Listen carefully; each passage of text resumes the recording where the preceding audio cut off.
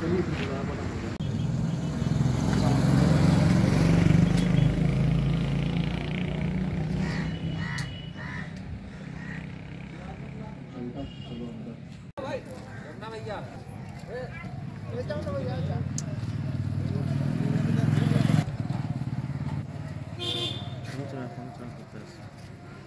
विश्वकर्मा। एक तरफ ठंड का मौसम बढ़ रहा है तो दूसरी तरफ जो है आपको पता होगा कि मजदूरों की एक लड़ाई लड़ी जा रही है। एक छोटी सी संस्था कहें या फिर उस संस्था का नाम दिया जाए जो कि आज़ादी के उस वक्त से शुरुआत होती है जहां पर से उस संगठन को लेकर के जो है तो काफ़ी सारी स्थिति परिस्थिति और कई सारी ऐसी समस्याओं का जो है तो सामना करना पड़ा और उन समस्याओं को लेकर के कई तरह की गतिविधियों का भी सामना करना पड़ा। आज आपको मैं बता दूं कि जिस तरह के हालात बनते जा रहे हैं, एक तरफ RCWF यानी कि राष्ट्रीय कालरी वर्कर फेडरेशन ने पूरे नियम कानून के साथ एक जंग छेड़ी। जंग भी कैसी कि सारे सिस्टमों को देखते हुए, उन सारे नियम कानून को देखते हुए जहां पर मजदूरों के लिए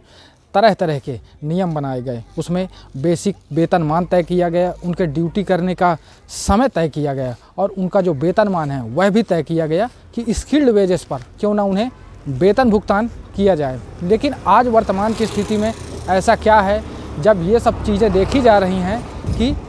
आज उन्हें फिर से मजबूर होकर के इस लड़ाई को लड़ना पड़ रहा है। एक जंग तो पहले से छिड़ी हुई थी, लेकिन अब जो है कहीं ना कहीं पर मैनेजमेंट और RCWF के बीच अब जो है धीरे धीरे एक तरफ परिषद के लोग भी इन्वॉल्व होते जा रहे हैं और दूसरी तरफ राजनीतिक संगठन यानी कि भारतीय जनता पार्टी के नेता भी धीरे धीरे करके इन सब मामलों में शामिल होते जा रहे हैं। अब आप सोच रहे होंगे कि शामिल होने का मतलब है कि मजदूरों की इस लड़ाई को लेकर के मजबूती से लड़े जाने की बात, तो बिल्कुल नहीं। यहाँ पर मेरे कहने का मतलब यह है कि इस लड़ाई को देख करके कहीं ना कहीं पर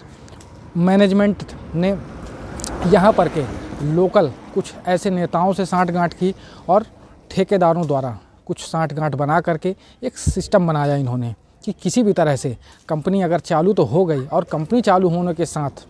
यहाँ पर एक बात रखी जाती है कि सबसे पहले जो यहाँ पर के स्थानीय लोग हैं, स्थानीय निवासी हैं, जो इस क्षेत्र में कई वर्षों से निवासरत हैं, तो अगर कंपनी चालू होती है तो सबसे पहले नौकरी को लेकर के यानी कि रोजी रोजगार को लेकर के पहला अधिकार उनका है। इस बात को लेकर के बहुत दिनों से गहमा गहमी चल रही है। अब तो धीरे धीरे करके बात जो है तो कहा जाए कि थाने से लेकर के अब जो है तो धीरे धीरे कोर्ट की ओर रुख करने की जगह है। आखिर ऐसे हालात क्यों बनते जा रहे हैं? हाल फिलहाल जो है तो कई ऐसी गतिविधियां देखने को मिली जबकि मजदूर संगठन को लेकर के यानी कि जो एक ड्राइवर यूनिटी यहाँ पर कंपनियों के अधीन रह कभी किसी समय पर यहाँ पर काम कर रहा था। आपको मैं बता दूं कि डोला रामनगर की बात कर रहा हूँ मैं। डोला रामनगर में स्थिति यह थी कि विगत 5 वर्षों से यहाँ पर कंपनी बंद पड़ी थी,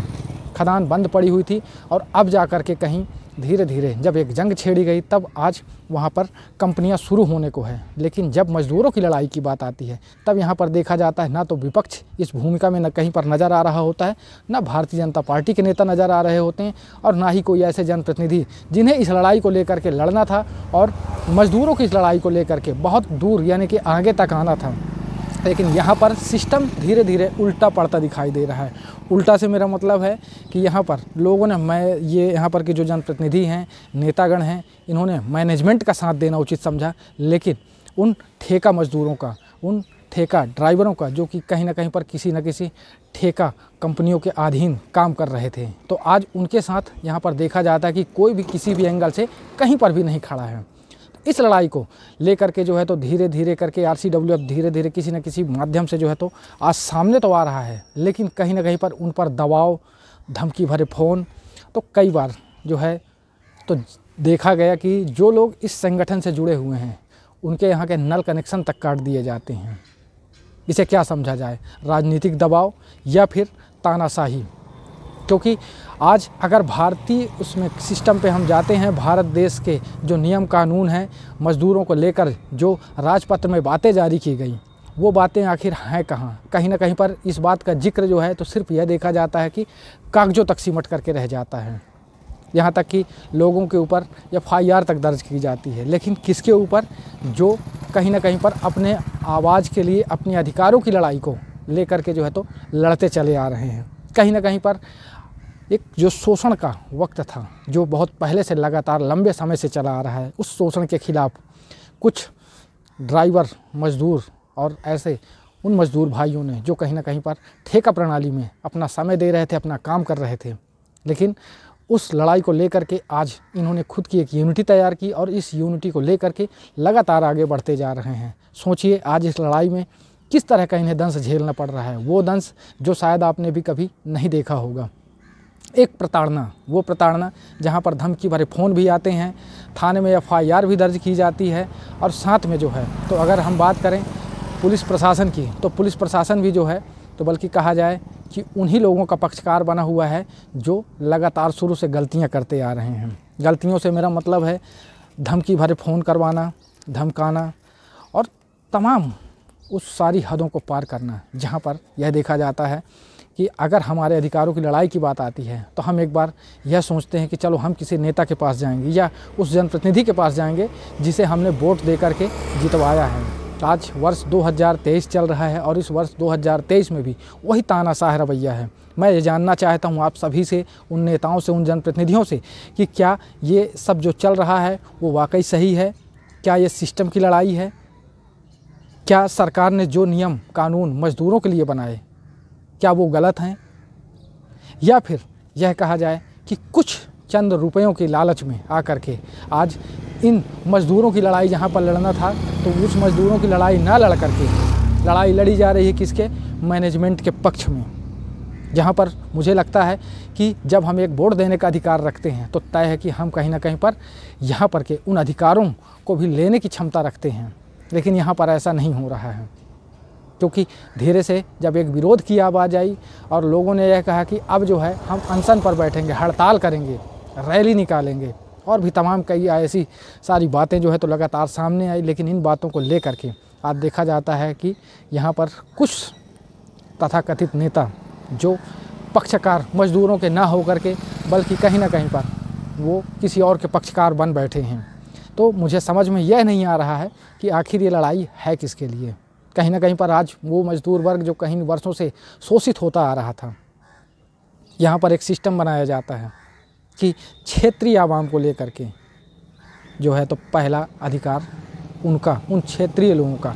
जो कि आसपास के ग्रामीण क्षेत्रों से जुड़े हुए हों, यहाँ तक कि जो कॉलोनी क्षेत्र से जुड़ा हुआ हो, जो कंपनी के आसपास के क्षेत्रों से जुड़ा हो, चाहे ग्रामीण क्षेत्र हो, चाहे परिषद हो, चाहे नगर पालिका हो या कोई भी ऐसा क्षेत्र। तो मुझे इस बात को जो है तो समझने में जो है तो कहीं ना कहीं पर एक थोड़ी सी आशंका रह जाती है। और एक जो सबसे बड़ी शंका है कि आज जब चुनाव होता है तो चुनाव के दौरान नेता हमारे पास वोट मांगने तो आते हैं, लेकिन जब हमारे अधिकारों की बात आती है तब हमारे पीछे कोई भी नहीं खड़ा होता। आखिर इस सिस्टम को लेकर के जो है तो कैसे आगे तक चला जाएगा? आज समय बदल चुका है, कहीं ना कहीं पर मज़दूरों ने अपनी लड़ाई खुद तो ठान ली है, क्योंकि अब जो है धीरे धीरे इन मज़दूरों ने नेताओं से भी अपना विश्वास खो दिया है। नेताओं ने क्योंकि कुछ इस तरह की हमेशा हरकतें की है। मैंने जैसा कि कहा कि एक वक्त जो आता है और उस वक्त के दौरान यहाँ पर पक्षकार किसे और किसका होना चाहिए था, लेकिन आज यहाँ पर जो है तो जस्ट अपोजिट सिस्टम चला आ रहा है। और उस अपोजिट सिस्टम में कहीं ना कहीं पर यह देखा जाता है कि जो परिस्थितियाँ आज यहाँ देखने को मिल रही हैं, उन परिस्थितियों में एक छोटा सा झमेला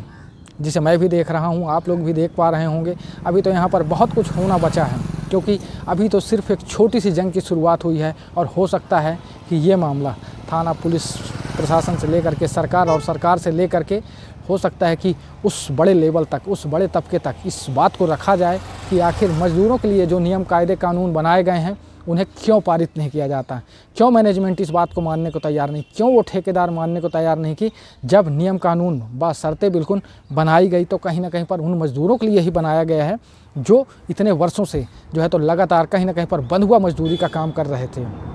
आज बाकायदा जब राजपत्र में सारी बातें जारी की जाती हैं उसके बावजूद भी मैनेजमेंट हो, ठेकेदार हो, जिला प्रशासन हो या फिर पुलिस प्रशासन हो, क्यों आखिर इन बातों को नहीं मानना चाहता? जहां पर अधिकारों की बात है तो उल्टा पैर भी किसी और की कर दी जाती है। तो क्या ये सही है? क्योंकि यह मज़दूरों की लड़ाई है। आपको भी पता है कि आज़ादी के उस दशक से हम लगातार देखते आ रहे हैं कि मज़दूरों के साथ किस तरह का शोषण होता आया है, और मज़दूरों के पीछे हम देखते थे कि कोई भी एक आवाज़ जो है या कोई भी ऐसा पक्ष विपक्ष जो है तो कभी खड़ा होना उचित नहीं समझता। क्यों नहीं समझता? तो इस तरह के जो कुछ हालात हैं लगातार, मैं आपको बताऊं कि कल एक घटना होती है और उस छोटी सी घटना में होता यह है कि RCWF संगठन के एक नेता जिन्होंने इस आवाज़ को बुलंदी दी, इस आवाज़ को आगे बढ़ाने का काम किया, उन्हें जो है तो एक धमकी भरा फ़ोन आता है। और क्यों आता है, किस लिए आता है, ये मामला अब जो है तो थाने तक पहुंच चुका है। अब देखना यह है कि थाना रामनगर जो है तो किस तरह की कार्रवाइयाँ करता है। क्या उन सभी लोगों पर कार्रवाइयाँ होंगी जो इस तरह की गंदी हरकतें कर रहे हैं, क्योंकि कहीं ना कहीं पर आपको भी पता है कि गरीबों को डराना धमकाना कोई बड़ी बात नहीं है, लेकिन अगर एक पैसे वाली मैनेजमेंट या कोई भी ऐसी पार्टी हो तो उसकी जो है तो हर कोई सुनता है, लेकिन गरीब मजदूरों की आवाज़ कोई ना बनना चाहता और ना ही उनकी आवाज़ को कोई सुनना चाहता है। तो ऐसी ही कुछ चर्चाएं हैं और इसी तरह की कुछ मुद्दे हैं जिनको लेकर के मैं लगातार आप सभी के सामने आता रहूँगा। इसके साथ मैं विराम देना चाहूँगा और अगली कड़ी में हमारी मुलाकात फिर होगी कुछ ऐसी चर्चाओं के साथ। मैं राजकुमार विश्वकर्मा, धन्यवाद।